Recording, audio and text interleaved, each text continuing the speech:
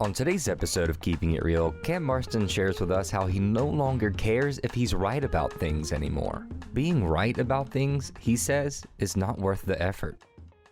I've gotten tired of trying to be right all the time. I'm letting it go.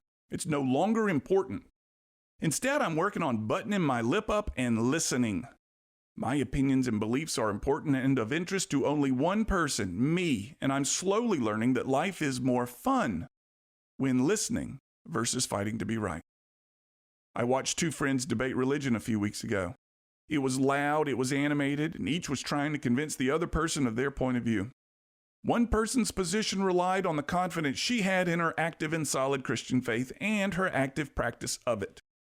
When she's practicing her faith, she gets a certain feeling that, she says, comes from above, and is her evidence that her faith is correct, that it's right.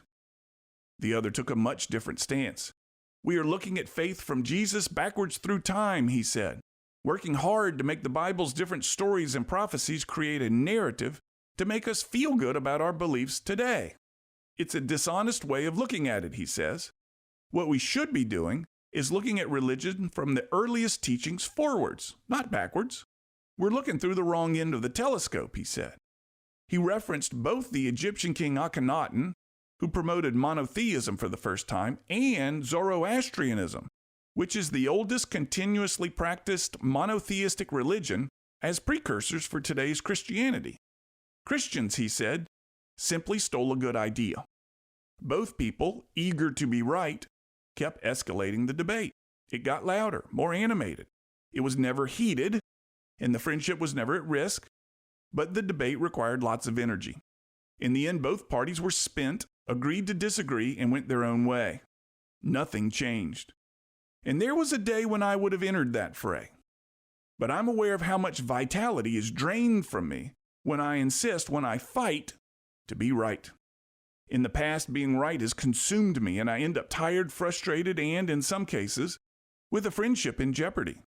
Now, today, it doesn't bother me. I let it roll. A voice in my head asks a few simple questions. What would being right change? For you, for them? Is being right only for your satisfaction? Would being right compromise your happiness right now? And that's one of the biggest lessons I've learned in the past many years, that being right is not more important than being happy. In fact, the effort to be right will compromise my happiness nearly every time.